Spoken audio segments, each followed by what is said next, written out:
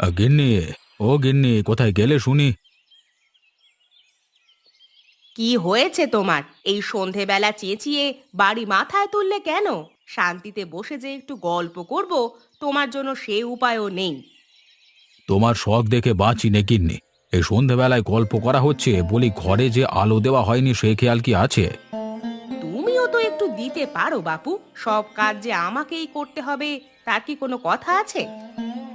আমি যে দেবো সে উপায় কি রেখেছো? এই যে দেখো, কেরোসিনের শিশি খালি, বলি এত তেল যায় কোথায়? আমি তো কালকেই তেল নিয়ে এলাম। মা, এই শিশি খালি হলো কি করে? আমি যে কাল সন্ধেবেলাও দেখলাম এতে আধ বোতল তেল আছে। তোমার বউকে জিজ্ঞেস করো গিয়ে, কাউকে দিয়েছে বোধ হয়। সে তো আবার দাতা কর্ণ। ওর হেঁয়ালিপনা আর ভালো লাগে না বাপু। দাঁড়াও, আমি এক্ষুনি শুধাচ্ছি। বৌমা, ও বৌমা, কোথায় তুমি? আমি রান্নাঘরে মা। বলি কেরোসিন শেষ হলো কিভাবে? কর্তা দেখি একেবারে খালি পড়ে আছে। সব দোষ কি আমাকে দিতে হবে মা? কেরোসিন শেষ তো আমি কি করব? আমি তো দুদিন প্রদীপ ছুঁয়েও দেখিনি। বুঝেছি, নিশ্চয়ই পটল চুরি করে বেচে দিয়েছে। আসুক, আসুক আজকেও বাড়ি।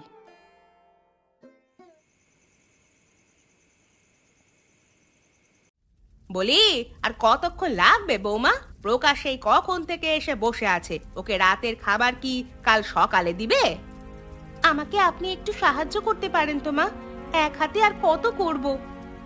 সাহায্য করি না তোমায় আমি? রাত দিন খেটে মরে এই কথা শুনতে হলো আমায়? হায় হায় হায় হায় হায়, এ কি কপাল দিয়েছো প্রভু আমায়! পুত্রবধূর কথা শুনে থাকতে হচ্ছে। আপনি অনেক সাহায্য করেন মা। উল্টে আমিই তো বসে বসে খাচ্ছি আপনার সংসারে। তোমার চ্যাটাং চ্যাটাং কথা বলার স্বভাব আর গেল না বউ। এখন তাড়াতাড়ি ভাজিটা নামাও, প্রকাশ খেতে আসছে।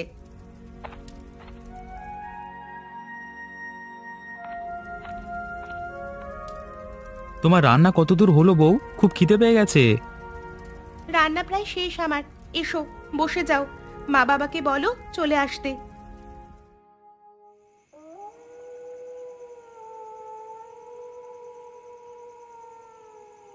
বৌমা, সকালে যে পাট শাকগুলো এনেছিলাম ওগুলো কোথায়? রান্না করনি বুঝি? তা রান্না করবে কেন? আমাদের কোনো ইচ্ছের কি দাম আছে ওর কাছে? এগুলো রান্না করেছি মা। আপনাদের কোনো শখ অপূর্ণ রাখিনি। এরপরও বলবেন বউ ভালো না। দাঁড়ান, এক্ষুনি দিচ্ছি।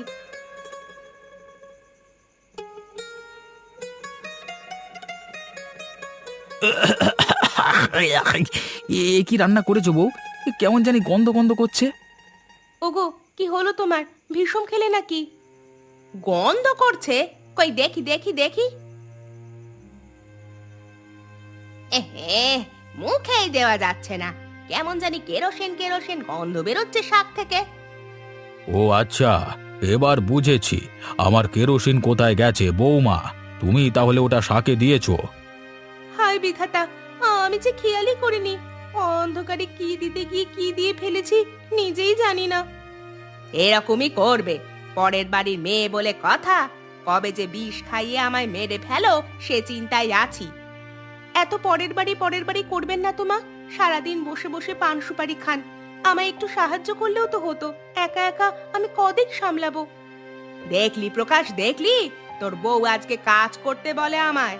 এই বুড়ো বয়সে এসে এ কাজের খোঁটাও শুনতে হলো। ধ্যাত তেরিকা, খাবোই না আর ভাত। রোজ রোজ তোমাদের ঝগড়া শুনতে আর ভালো লাগে না। ধুর। যাস নে বাছা, যাস নে। আমি তোকে ডিম ভাজি করে দিচ্ছি। লাগবে না তোমার ডিম ভাজি। আমি আর ভাতই খাবো না এ বাড়িতে। তোর দোষ, তোর হতভাগী। তোর জন্য ছেলেটা আমার খেতে পারিনি। তোর খাওয়া আমি বের করছি, দাঁড়া।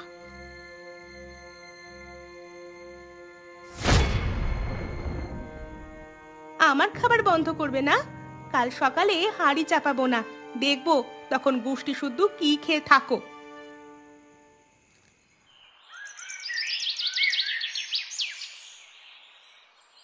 কি গো খুড়ি, কাল রাতে কি হয়েছিল তোমাদের বাড়িতে? সন্ধ্যায় কর্তাবাবুকে চেঁচাতে দেখেছি। রাতে আবার লঙ্কা কাণ্ড। কি হয়েছিল গো? হ্যাঁ দিদি, আমিও শুনেছি। সন্ধ্যায় ঘোষেতের বাগানে সুপারি কুড়াতে গিয়ে শুনে এলাম। মেসোমশাই কেরোসিনের শিশি হাতে চেয়ে যাচ্ছে। আর বলিস না, আমার এক বউ এসেছে, তার জন্যই এত সব। খুব শখ করে বউ এনেছিলাম গো।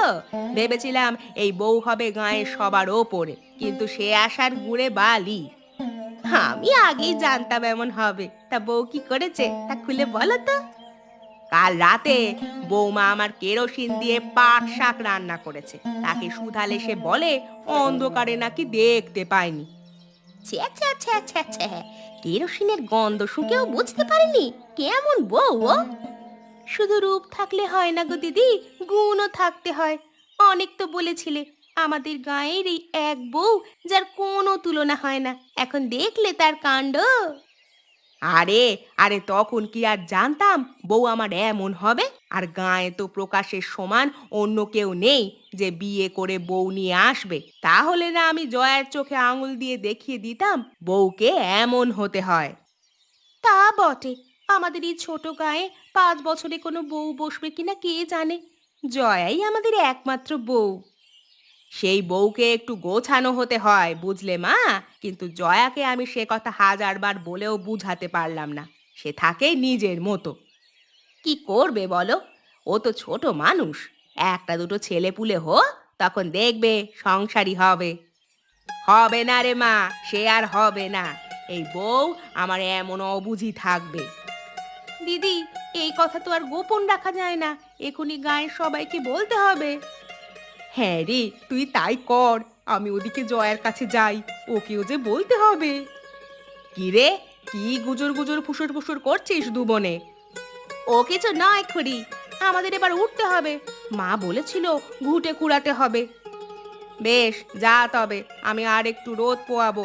বাতের ব্যথাটা বড্ড বেড়েছে। এই যে ঘুমিয়ে পড়েছে। রোজ রোজ নিজ হাতে খেতে আর ভালো লাগে না। রাত হয়েছে বাকি, এর মধ্যে ঘুমিয়ে পড়তে হলো, ধুর তেরিকা। সে কি, তুমি এলে কখন? এই এলাম এক্ষুনি। তা আমায় একটু ডাকলে না কেন? আর ডেকে কি হবে? আমার কি হাত পা নেই, নিজে নিতে জানি নে। নিতে জানো তো জেনো, কাল থেকে আমি আর ভাত নিয়ে বসে থাকতে পারবো না। সে কি, তুমি ভাত নিয়ে বসে রইলে কোথায়? এই তো দেখলাম তুমি দিব্যি ঘুমিয়েছিলে।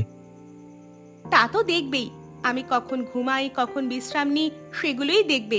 সারাদিন যে খেটে মরি তা তো আর দেখবে না। ও, তুমি একাই কেবল কাজ করো? আমি বাবা মা কাজ করি না নাকি? বসে বসে খাচ্ছি আমরা। কথা বলে রেহাই পাওয়া যাবে না। এ যেন হয়েছে শত্রুপুরীর মধ্যে বাস। পাড়া শুদ্ধ লোক আমার পিছনে এমন করে লেগেছে কেন শুনতে চাই। সে কি, কে আবার কি করলো? তোমার পেছনে লাগবে এমন সাধ্যটি কার আছে? ইস ন্যাকা, কিচ্ছু জানে না। তোমার মা আজ সকালে আমার বিরুদ্ধে রায়বাড়িতে বৈঠক বসিয়েছে। আমি নাকি কাজ করি না, গায়ে পড়ে ঝগড়া করি। ছি ছি ছি ছি ছি, আরো কত কি যে বললো। কি হয়েছে বৌমা? এমন কথা বলেছি তোমার নামে যে তুমি ছেলের কাছে নালিশ দিচ্ছ? ও কিছু না মা, ও একটা ছল। ভাত ঢাকা ছিল, নিজ হাতে নিয়ে খেয়েছি। এতেও যদি ও চটে যায় তাহলে আর পারা যায় না। আর আমি যে না খেয়ে বসে আছি তার কিছু নেই?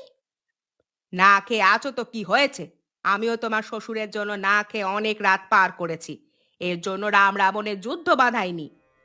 কি, আমি গায়ে পড়ে ঝগড়া করছি? বেশ, তবে ওকে বলুন আমার বাবার বাড়িতে আমাকে দিয়ে আসতে। আমি আর এই বাড়িতে থাকবো না। শুনলি প্রকাশ, শুনলি তোর বউ কি বললে? বলি একসাথে থাকতে গেলে ঝগড়াঝাটি হয়, তাই বলে কি বাবার বাড়ি চলে যেতে হবে? হ্যাঁ, তুমি যাও তো মা, ঘরে গিয়ে ঘুমাও। ওর যা খুশি কালকে সকাল সকাল গিয়ে করুক। রোজ রোজ ওর জ্বালা যন্ত্রণা ভালো লাগে না। না, আমি তো কাউকে ঘুমাতে দিব না। আমায় জ্বালিয়ে সবাই আরামে ঘুমাবে তা হতে আমি দিব না। সে কি কথা, তুমি ঘুমাচ্ছিলে ওঠায়নি, এই তো অপরাধ। বেশ, তাহলে কাল থেকে ওর চুলের মুঠি ধরে ওঠাবি, দেখবি তখন ঘুম কোথায় যায়।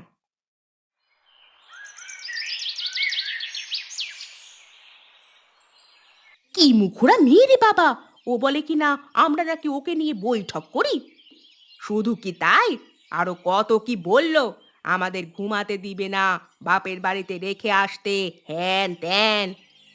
ইস, বললেই হলো, একদম ও কাজ করবে না। বউকে হাতছাড়া করেছো তো সব বোনাশ হয়ে যাবে।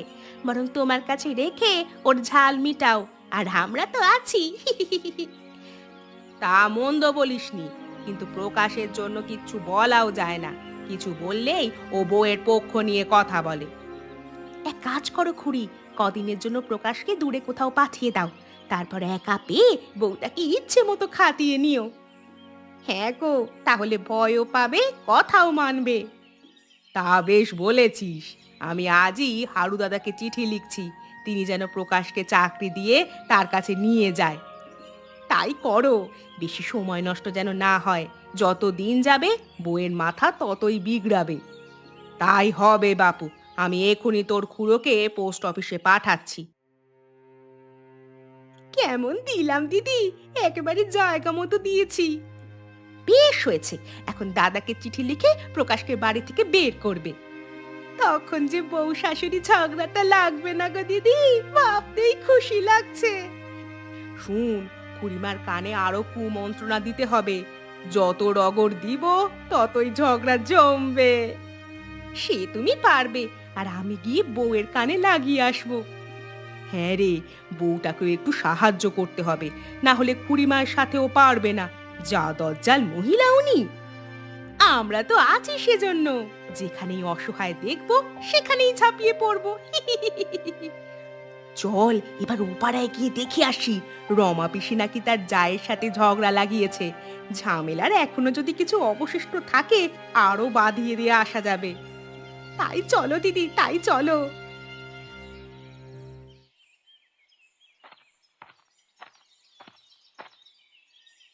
ওগো, আমি ছিপ নিয়ে বের হব, তাড়াতাড়ি আমাকে 4টে ভাত ফুটিয়ে দাও তো।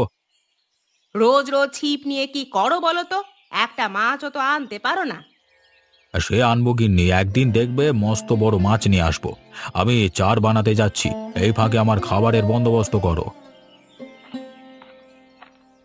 সে কি বৌমা, তুমি কোথায় যাচ্ছ? আমি ঘাটে যাচ্ছি মা, ও বেলার বাসি কাপড়গুলো এখনো কাঁচা হয়নি, ওগুলো ধুয়ে নিয়ে আসি। তোমার আর সময় হলো না বাপু, যেই বলেছে খেয়ে যাবে অমনি তোমার কাজে ভেসে গেল। কাজ তো আমিও করছি মা, তাহলে আমি ভাত বসাই, আপনি কাপড় নিয়ে ঘাটে যান। হয়েছে হয়েছে, এই বুড়ো বয়সে ঘাটে গিয়ে আর আছাড় খেতে পারবো না, তুমিই যাও। আর শুনো বৌমা, একটু তাড়াতাড়ি এসো, ঘাটে গিয়ে আবার বৌঝিদের সাথে গল্পে মজে যেও না। আসবো মা, তাড়াতাড়ি চলে আসবো। বাড়ির এক একটা মানুষ রাজা জমিদার হয়ে গেছে, সকালে উঠেই তাকে আহার দিতে হবে। এদিকে আমি হলাম চাকরানী, সব কাজ আমাকেই করতে হয়।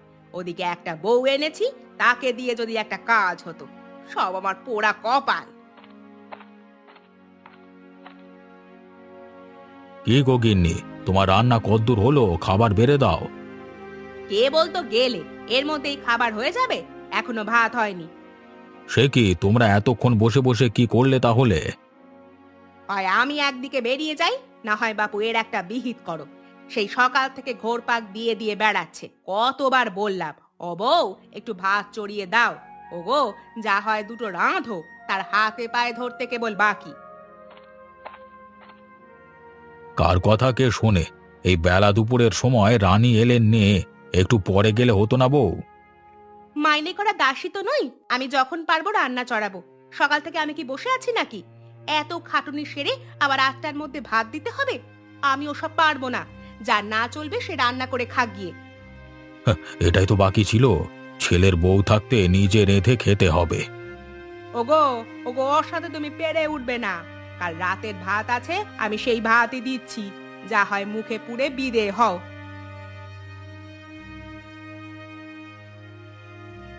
কই, জলটা তো দিলে না। ও বৌমা, একটু জল দেবে নাকি তৃষ্ণায় গলা শুকিয়ে মরবো? তোমাকে আর কিচ্ছু দিতে হবে না মা, যা মিষ্টি বচন দিয়েছো তাতেই প্রাণ ঠান্ডা হয়ে গেছে। এখন নাও, পারো তো ভাতের হাঁড়িটা নামাও, নয়তো বলো নিজে মরি কি বাঁচি এরকম সাঙ্গ করে তুলি। কথা শুনলে পিত্তি চলে যায়, বয়স হয়ে যাচ্ছে তবুও বুড়ির তেজ কমলো না।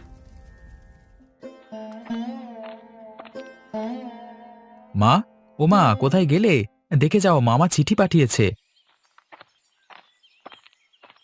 দাদা চিঠি পাঠিয়েছে? তা কি লিখেছে ওতে? আমাকে শহরে যেতে লিখেছে মা। সেখানে নাকি ভালো একটা চাকরির খোঁজ পেয়েছে। সে কি, তুমি শহরে চলে যাবে? যাবে না? এখানে রায়বাবুর দোকান থেকে তেমন মাইনে পায় না। তার চেয়ে বরং শহরে গিয়ে কাজটা কর বাবা। কাঁচা কয়টা টাকা আসলে তোদেরই থাকবে। হ্যাঁ মা, আমিও তাই ভাবছি। এখানে থেকে আর পোষাচ্ছে না। তা কবে যাবে? মাস তো শুরু হচ্ছে, কেবল গেলে আজকালই যাওয়া ভালো। হ্যাঁ বাবা, আজকেই যাব। ওগো, তুমি আমার কাপড় চোপড়গুলো একটু গুছিয়ে দাও তো। আমি নদী থেকে নিয়ে আসছি। কাপড় তো কেবল ধুয়ে দিয়েছি, আজ থেকে গেলে হয় না? না না, আজ থাকতে হবে না। আমি ওগুলো উনুনের ওপর ধরে শুকিয়ে দিচ্ছি। যা বাবা, তুই নে আয়। এত রাগ করছো কেন বলো তো? সামনের মাসেই তো আবার আসবো বললাম। তোমাকে ছাড়া আমি এ বাড়িতে থাকতে পারবো না। ওগো, তোমায় আমার সাথে নিয়ে চলো। না রে পাগল, না, তা বললে কি চলে? এখানে বাবা মা রয়েছে, তাদের তো তোমায় দেখাশোনা করতে হবে। আর আমার বেতনটা পাই, যদি ভালো হয় তবে তোমাকে নিয়ে যাব। বললেই হলো, বাবা এই গাঁ ছেড়ে কোথাও যাবে না। নে খোকা, এই নে তোর খাবার, পথে খেয়ে নিস। এর মধ্যে আর এসবের কি দরকার ছিল মা? বারে, এত দূরের পথ যাবি আর পথে না খেয়ে থাকবি নাকি? তুই তো আবার বাইরের কিছু খেতে পারিস না। কোথায়? আর দেরি করিস না, চল, ট্রেন চলে গেলে আর যেতে পারবি না। হ্যাঁ হ্যাঁ, তাই চলো বাবা। ওগো, তুমি ছিপ নিয়ে কি স্টেশনে যাবে এখন? নদীতে যাব গিন্নি, ওকে রাস্তায় তুলে দিয়ে নদীতে যাব। একটা শীতের কাপড় নিয়ে গেলে হতো না? তার আর দরকার হবে না গিন্নি, আজকে তেমন শীত নেই।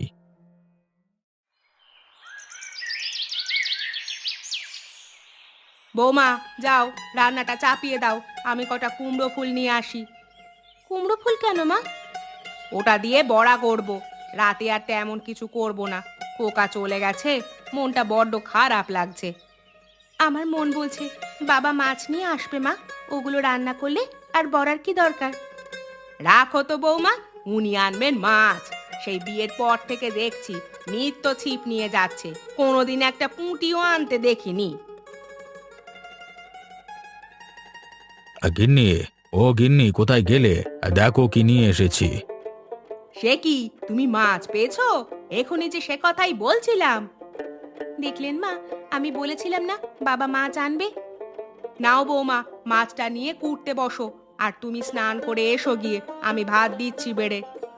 না গিন্নি, আজকে স্নান করব না, আমার শরীরটা আজকে ভাল লাগছে না। সে কি, কি হয়েছে তোমার? মাথাটা বড্ড ব্যথা করছে আর শীতও করছে খুব। দেখি তো জ্বর এলো কিনা। সে কি, তোমার গা যে জ্বরে একেবারে পুড়ে যাচ্ছে। তাই নাকি মা? ও বাবা, তাড়াতাড়ি ভিতরে আসুন তো। এই জ্বরে একদম বাইরে থাকবেন না, পাছে আরো ঠান্ডা লেগে যাবে। হ্যাঁ হ্যাঁ, তাই চলো।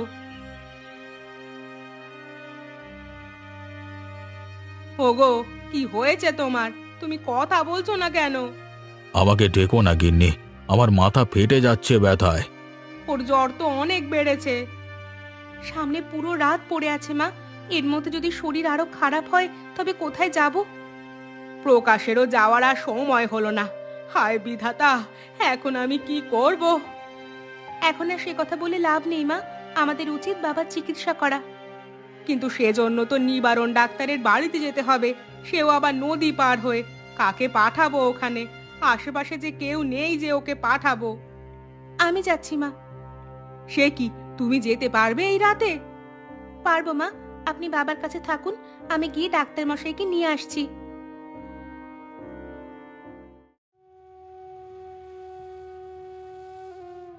ডাক্তার বাবু, কি হলো? কিছু কি ধরতে পেরেছেন? যা ভেবেছিলাম তাই, ওনার ম্যালেরিয়া হয়েছে। ম্যালেরিয়া? হ্যাঁ, অবস্থা খুবই খারাপ। একে বৃদ্ধ মানুষ, তার উপর শীতের দিন, বাঁচানো কঠিন হয়ে যাবে।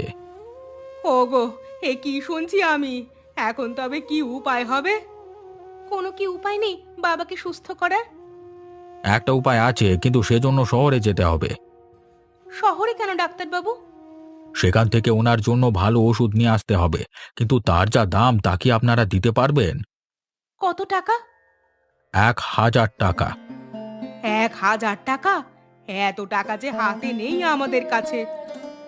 এই দিনে এত টাকা কি কারোর হাতে থাকে মা ঠাকরুন? তবে দেখুন কোনোভাবে ব্যবস্থা করা যায় কিনা। তাহলে আমি রাতে ট্রেনে শহরে যাব, আর ভোর হওয়ার আগেই ওষুধ নিয়ে ফিরে আসব। আমার কাছে টাকা আছে, আপনি তাড়াতাড়ি শহরে যান ডাক্তারবাবু। টাকা? এত টাকা তুমি কোথায় পেলে বৌমা? বাবার বাড়ি থেকে আমায় দিয়েছিল মা। এতদিন তা লুকিয়ে রেখেছিলাম, আজকে সেগুলো খরচ করার সুযোগ হলো। তাহলে তাড়াতাড়ি দাও মা, দেরি হয়ে গেলে আর কিচ্ছু করা যাবে না। এই নিন ডাক্তারবাবু, এই নিন টাকা। হ্যাঁ হ্যাঁ, আপনি তাড়াতাড়ি রওনা দিন। আমি যাচ্ছি মা, তোমরা রোগীর খেয়াল রেখো, আশা করি এর মধ্যে কিছু হবে না। ডাক্তারবাবু, আর একটা উপকার করুন আমার। শহরে আমার ভাইয়ের কাছে প্রকাশ আছে, ফেরার সময় ওকে নিয়ে আসবেন আপনি। আমি প্রকাশের ঠিকানা চিনি, তা প্রকাশকে সেখান থেকে নিয়ে আসবো আমি।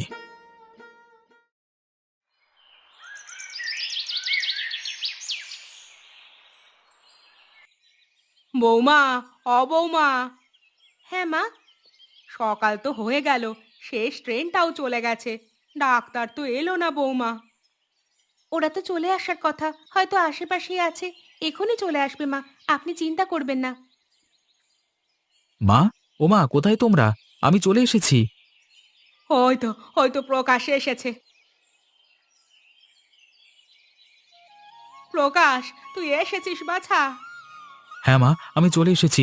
ডাক্তার কাকুর মুখে বাবার অসুখের কথা শুনে আর থাকতে পারলাম না। আপনি ওষুধ এনেছেন ডাক্তারবাবু? হ্যাঁ বৌমা, এনেছি। এক্ষুনি আমি ওনাকে ইঞ্জেকশন করে দিচ্ছি, দেখবে কালকে সকালই ভালো হয়ে যাবে। তাই করুন ডাক্তারবাবু, তাই করুন। আজ বড় বাঁচা বেঁচে গেছি, আমার যে কি দুশ্চিন্তা হচ্ছিল। আপনার এই বউ থাকতে চিন্তা করবেন না, এমন বউ খুঁজে পাওয়া ভার। শ্বশুরের অসুখে সে মেয়ে হয়ে এত রাতে আমার বাড়িতে গিয়েছে। শুধু তাই নয়, নিজের সব সঞ্চয় দিয়েছে তার চিকিৎসার জন্য। হ্যাঁ ডাক্তার, বউকে এতদিন অনেক খারাপভাবে সাপ সাপান্তর করেছি, আজ সেসব ফিরিয়ে নিচ্ছি। এই বউ আমার নয়নের মণি, ওকে মাথায় করে রাখবো এখন থেকে। বলেছিলাম না মা, বউ এনেছি একখান। এই এক গায়ের মধ্যে এই এক বই শ্রেষ্ঠ। আজ মিলল তো।